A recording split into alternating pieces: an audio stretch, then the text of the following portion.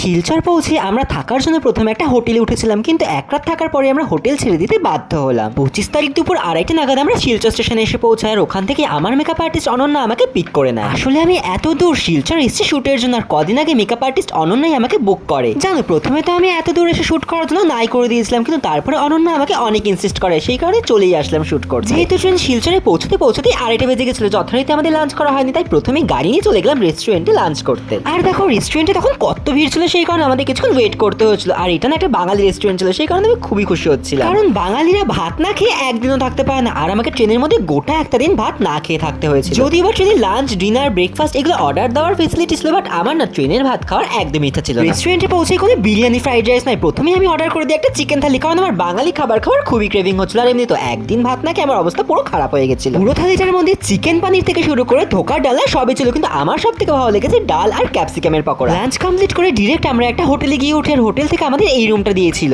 রুমটা ছোটর মধ্যে আমার ঠিকঠাকই লেগেছিল, কিন্তু গাইজ আমরা এখানে এক রাতে থাকতে পেরেছিলাম, তারপরে আমাদের রুমটা ছেড়ে দিতে হয়েছিল। রুমে পৌঁছে প্রথমে আমি আর মা ভালো করে শ্যাম্পু করে স্নান করে নিয়েছিলাম, কারণ ট্রেনের মধ্যে টানা 2 দিন ছিলাম, আর ওখানে তো শ্যাম্পু করা যেত না, আর স্কিনটাও না খুবই ড্রাই হয়ে যাচ্ছিল, সেই কারণে ভালো করে হাতে পায়ে ময়শ্চারাইজার মেখে নিলাম। এর কিছুক্ষণ পরে আকাশ আমাদের সাথে দেখা করতে রুমে চলে আসে। অ্যাকচুয়ালি গাইজ, শিলচর আমাদের রিলেটিভ থাকার, আকাশ হলো আমার বৌদির দিদির ছেলে। এন্ড আমরা শিলচর আসার আগে ওদেরকে ইনফর্ম করেছিলাম যে আমাদের শুট কমপ্লিট হয়ে যাওয়ার পর ওদের বাড়িতেই ঘুরতে যাব। কিন্তু গাইজ ও এত সুইট, আমরা শিলচর পৌঁছে গেছি জেনে ওর সাথে সাথে আমাদের সাথে রুমে দেখা করতে চলে আসে। আমরা চিকেন পকোড়া আর কফি অর্ডার করে সন্ধ্যের টিফিনটা সেরে নিলাম, বাট চিকেন পকোড়া না একদমই ভালো ছিল না খেতে। তো যাই হোক, এরপর একটু গল্প টল্প করে আকাশ ওর বাড়িতে চলে যায়, আমি আর মা এখানে শুয়ে আছে, আর মা দেখো কন্টিনিউয়াসলি ফোন দেখেই যাচ্ছে, আমার সাথে একটু গল্পও করছে না। তাই আমিও বাধ্য হয়ে মায়ের সাথে একটু ফোনে ভিডিও দেখে নিলাম, কি করবো, কিছু তার করার নেই। এরপর দিন সকালবেলা দেখো আমাদের গোছগাছ শুরু হয়ে গেছে, কারণ এবার আমাদের হোটেলটা ছেড়ে চলে যেতে হবে। আসলে আজকের দিনে আমার শুটটা হওয়ার কথা ছিল, আর মেকআপ আর্টিস্ট এই হোটেলেই আসতো আমাকে মেকআপ করাতে, বাট হঠাৎ করে আমার মেকআপ আর্টিস্টের জ্বর চলে আসে। আসলে ওর কদিন ধরে শরীরটা খারাপ যাচ্ছিল, কিন্তু আমার যেহেতু টিকিট বুক হয়ে গেছে, সেই কারণে শুটটা আর ক্যান্সেল করিনি। আর সেদিন রাতে ওর আবার জ্বর আসে, সেই কারণে আমাকে আগের দিন রাতেই কল করে রিকোয়েস্ট করে যে দিদি তুমি কি শুটটা একদিন পর করতে পারবে। আর আমি যেহেতু 3 দিনের জন্য শিলচর গিয়েছিলাম, তাই ভাবলাম যে একদিন পর করাই যায়, মেয়েটার তো এমনিও খুব শরীর খারাপ। কিন্তু গাইস, সারাদিন হোটেল রুমে আমি আর মা একা একা কি করবো, তাই তখনই আকাশকে কল করে বললাম যে আমরা আজকেই তোদের বাড়িতে যাবো, তুই এক্ষুনি আমাদেরকে নিতে আয়। আর আকাশ তো এটা শুনে এত খুশি হয়েছে, সাথে সাথে আমাদেরকে নিতে চলে আসে। এরপরই হোটেল চেক আউট করে সমস্ত বিল মিটিয়ে টোটো করে আকাশদের বাড়ি থেকে রওনা দিই। আর সেদিনকে প্রচন্ড গরমও ছিল, আমি তো ভাবলাম হয়তো শিলচর এলাকাটা একটু ঠান্ডা ঠান্ডা হবে, বাট এখানে তো দেখছি আমাদের কলকাতা থেকেও বেশি গরম। আকাশদের বাড়ি হোটেল থেকে খুব একটা দূরে ছিল না, সেই কারণে কিছুক্ষণের মধ্যেই পৌঁছে যায়। আসলে আমার পিসি বাড়ি গৌহাটি, আর আমার পিসির ছেলের বউ মানে আমার বৌদির দিদি বাড়ি হলো শিলচর। এন্ড গাইস, আকাশদের বাড়ি পৌঁছে এই পুচকুটাকে দেখে তোমার মনটা ভালো হয়ে গেল। তারপরে ভিডিও বানানি হয়, ও করতে পারে ভিডিওটা, মানে বুঝি যায় যে আমি যখন বলো বলো বলো বলো আচ্ছা তুমি সানু করে বসি ভিডিও করব বলে।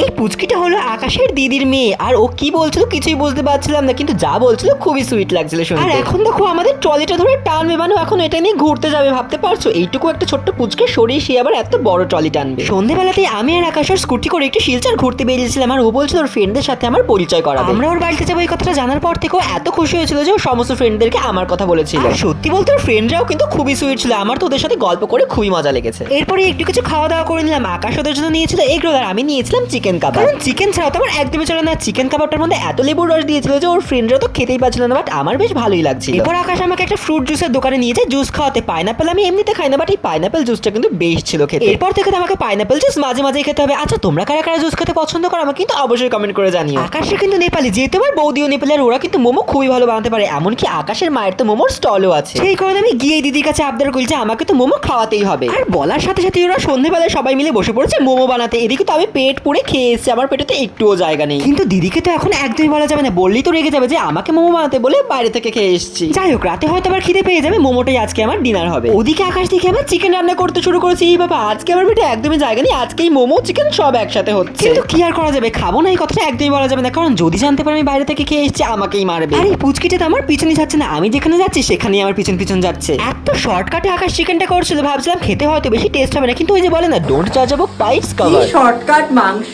গাইস, আমি তো ভাবতে পারছি না, দিল সমস্ত মশলা একসাথে দিয়ে দিল, ভীষণ শর্টকাট মাংস। পরে যখন আমি মাংসটা খেয়ে দেখি সত্যি মাংসটার টেস্ট কিন্তু অসাম ছিল। আমি শুধু শুধু ওকে আন্ডার এস্টিমেট করছিলাম। আর এদিকে মোমোতে পুর ভরাও কিন্তু অলমোস্ট কমপ্লিট হয়ে গেছে। আর দেখো মোমোর ট্রিটা পুরো একটা ফুলের মতো লাগছে দেখতে। আচ্ছা তোমরা কারা কারা মোমো খেতে পছন্দ করো আমাকে কিন্তু কমেন্ট করে এক্ষুনি জানাও। এরপরে খাওয়া দাওয়া কমপ্লিট হয়ে যাওয়ার পর আকাশ আমাদেরকে বিহু ডান্স করে দেখাচ্ছিল, কিন্তু আমার তো আকাশের থেকে পুচকুটার ডান্স দেখতে বেশি ভালো লাগছিল। যদিও বা আকাশ কিন্তু খুবই সুন্দর বিহু ডান্স করে, আর এই কারণে আমিও চলে গেছি ওর থেকে বিহু শিখতে। তো তোমাদের আজকের ভিডিওটা কেমন লাগলো আমাকে কিন্তু অবশ্যই কমেন্ট করে জানিও। দেখা হচ্ছে অন্য ভিডিওতে। টাটা।